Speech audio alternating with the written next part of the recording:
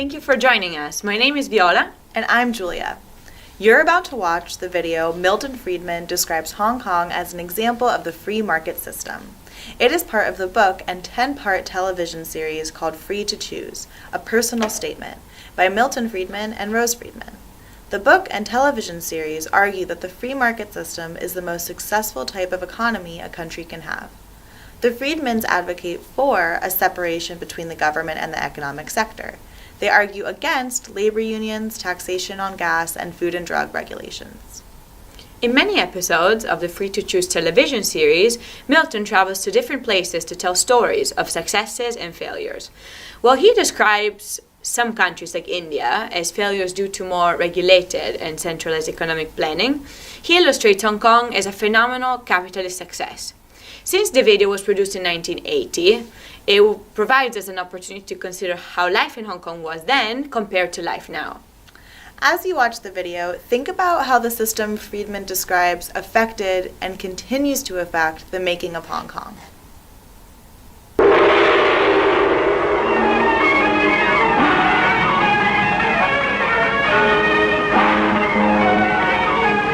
That's why I came here to the South China Sea. It's a place where there's an almost laboratory experiment in what happens when government is limited to its proper function and leaves people free to pursue their own objectives.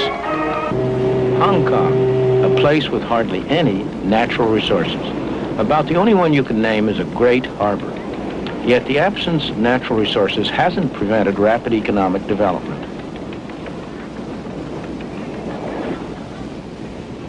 Ships from all nations come here to trade because there are no duties, no tariffs on imports or exports. The power of the free market has enabled the industrious people of Hong Kong to transform what was once barren rock into one of the most thriving and successful places in Asia. Like America a century ago, Hong Kong in the past few decades has been a haven for people who sought the freedom to make the most of their own abilities. Many of them are refugees from countries that don't allow the economic and political freedom that's taken for granted in Hong Kong. Despite rapid population growth, despite the lack of natural resources, the standard of living is one of the highest in all of Asia.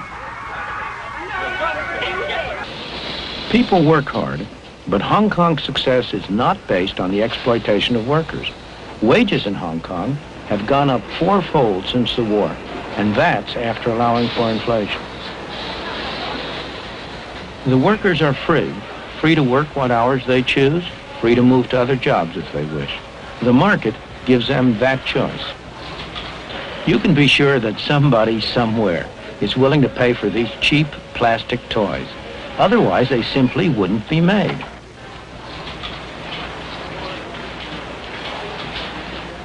Competition from places like South Korea and Taiwan has made cheap products less profitable. So Hong Kong businessmen have been adapting.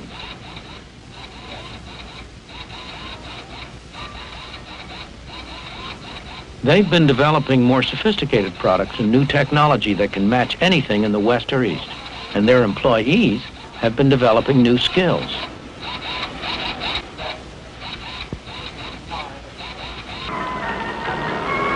It's the ordinary people of Hong Kong who benefit from all this effort and enterprise.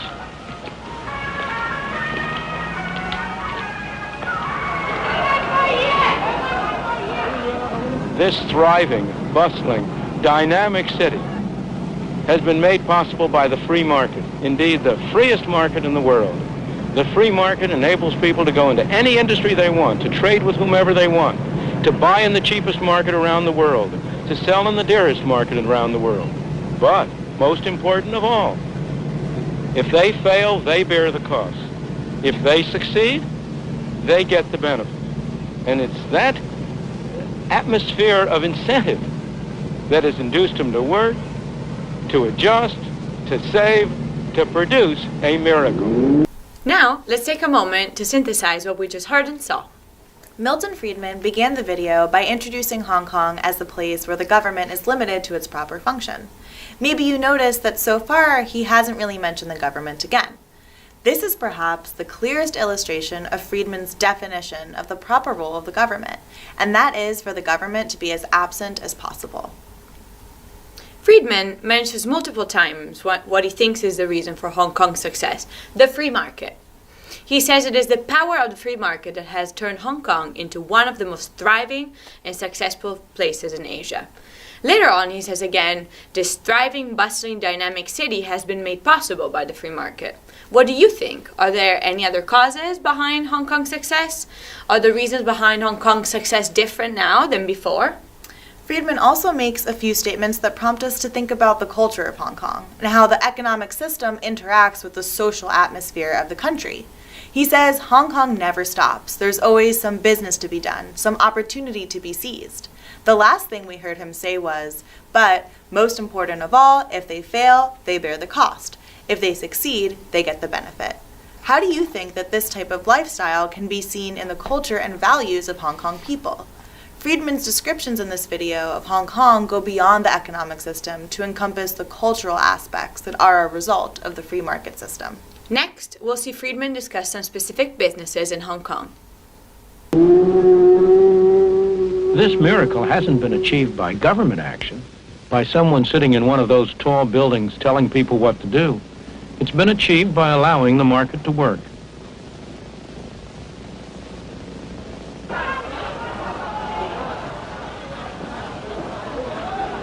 Walk down any street in Hong Kong and you'll see the impersonal forces of the market in operation. Mr. Chung makes metal containers. Nobody's ordered him to. He does it because he's found that he can do better for himself that way than by making anything else. But if demand for metal containers went down, or somebody found a way of making them cheaper, Mr. Chung would soon get that message. A few doors away, Mr. Yu's firm has been making traditional Cantonese wedding gowns for 42 years. But the demand for these elaborate garments is falling.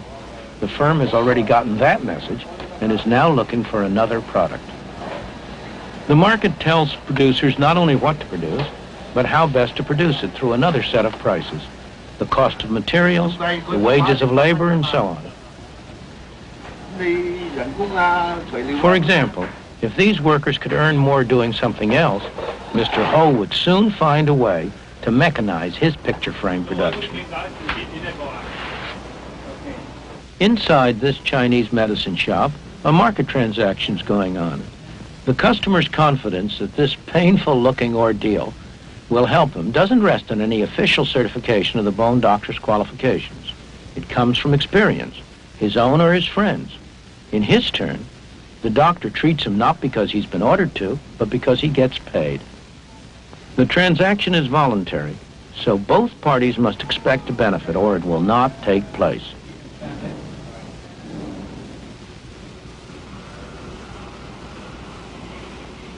Believe it or not, this backyard is the entrance to a factory.